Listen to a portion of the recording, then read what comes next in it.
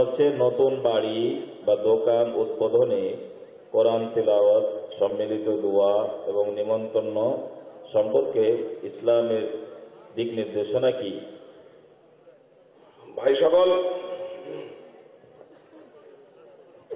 কোরআন তিলাওয়াত নেকির কাজ, পুণ্যের কাজ, ইবাদতের কাজ। আর ইবাদত হলো তাওকীফি। এ সম্পর্কে আমরা সবাই অবগত। নিজের ইচ্ছা খেয়াল খুশি মতো ইবাদত করা যায় না। কি বলছেন? নিজের ইচ্ছা এবং খেয়াল খুশি অনুযায়ী ইবাদত করা যায় না। একটি উদাহরণ দেই। অনেকেই বিষয়টি অনুধাবন না করে নিজেও বিভ্রান্ত হয় এবং অন্যকেও বিভ্রান্ত করার প্রচেষ্টা করে। অবশ্য আপনাদেরকে একটা কথা স্পষ্ট করে দেই যে আমি যে কথাগুলো বলছি, যদি মনে করেন এটা কোরআন এবং সুন্নাহ বিরোধী, তাহলে আপনারা আলোচনার জন্য আসতে পারেন এবং বলতে পারেন দলিলের ভিত্তিতে যে এই কথাটি সঠিক নয়। বুঝতে পেরেছেন? ভিতরে কিন্তু রেখে এখান থেকে চলে যাবেন, তারপরে পরে বলবেন আরে এই কথাটা এই নয়, এই হবে, এই দলিল আছে। এটা কাম্য নয়। সাদরে গৃহীত হবে আপনাদের কথা যদি কোরআন এবং সুন্নাহর অনুকূলে হয়। রাসূলুল্লাহ সাল্লাল্লাহু আলাইহি সাল্লামের জীবদ্দশাতে নতুন বাড়ি তৈরি হয়েছে না হয়নি? দোকানপাট বিভিন্ন, তারা বিজনেসম্যানই ছিলেন।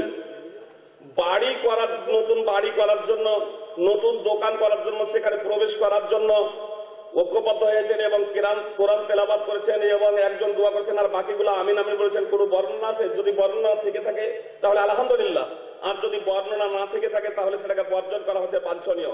সুতরাং সৌদি ফতোয়া কমিটি ফতোয়া লাজনা দায়মাতে স্পষ্টভাবে উল্লেখ করেছেন যে এটা করা যাবে না, তার কারণ এটা বেদাত। মান আহদাসা ফি আমরিনা হাদা মা লাইসা মিনহু ফাহুয়া রাদ। এর অস্তিত্ব ইসলামে নেই। কোরআন তেলাওয়াত অবশ্যই পুণ্যের কাজ। নতুন দোকান হোক, নতুন বাড়ি হোক, নতুন কোনো কিছু হোক, আপনি বাড়িতে, নতুন বাড়ি হচ্ছে, বাড়িতে আপনি প্রবেশ করবেন, এর জন্য ভাড়া করে কিছু মুলবি মাওলানা আনা হচ্ছে, আলেম ওলামা আনা হচ্ছে। জি, ভাড়া করে। অবশ্যই আপনি কোরআন পড়ুন, বিসমিল্লাহ বলে বাড়িতে, নতুন বাড়ি হলো বিসমিল্লাহ বলে প্রবেশ করুন, পুরাতন প্রবেশ করুন, দোকান সেখানেও প্রবেশ করুন, বিসমিল্লাহ বলে প্রবেশ করুন এবং আপনি পবিত্র করে আপনি নিজে সেই সময়ের জন্য নয়, মানে সার্বিকভাবে পাঠ করুন। রাসূলুল্লাহ সাল্লাল্লাহু আলাইহি সাল্লাম বলেন, ইন্না শাইতানা ইয়াফিরু মিনাল বাইতিল্লাযী তুকরা ফীহি সূরাতুল বাকারা। সহিহ মুসলিম। যে বাড়িতে সূরা বাকারা তেলাওয়াত করা হবে সেই বাড়িতে শয়তান থাকবে না, সেখান থেকে শয়তান পালিয়ে যাবে। অনেকেই আসলে দোকান এবং বাড়িতে পবিত্র কোরআন তেলাওয়াত এই উদ্দেশ্যে করে যদি জিন শয়তান হয় তাহলে পালিয়ে যাবে। আপনি নিজে অধ্যয়ন করুন, নিজে পড়ুন। অতএব বাড়ি উদ্বোধনের নামে কোরআন তেলাওয়াত করা এবং একত্রিত হয়, একজন দোয়া করবে এবং বাকিগুলো আমিন আমিন বলবে। রাসূলুল্লাহ সাল্লাল্লাহু আলাইহি সাল্লাম, সাহাবায়ে কেরাম, তাবেঈন, তাবা তাবেঈনের জীবদ্দশাতে কোনো অস্তিত্ব পাওয়া যায় না। এজন্য তা থেকে আমাদের বিরত থাকা বাঞ্ছনীয়।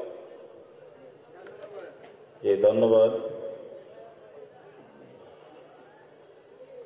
কোরআন পাঠ করার বিষয় দোকানে, নতুন দোকান, নতুন বাড়ি, এটা আশ্চর্য। প্রশ্ন করে না কেউ যে আমি পড়তে পারি কিনা, পড়াতে পারি কিনা, এটা প্রশ্ন হয়। 2 নম্বর, বাড়ি এবং নতুন দোকানের আগেও কোনোদিন কোরআন পড়িনি, পরেও কোনোদিন পড়বো না 100%। তারা আবার প্রশ্ন করে যে কোরআন পড়া যাবে কি যাবে না। আগেও পড়বেন না আপনি, পরেও পড়বেন না আপনি, কোরআনের সাথে আপনার কি সম্পর্ক?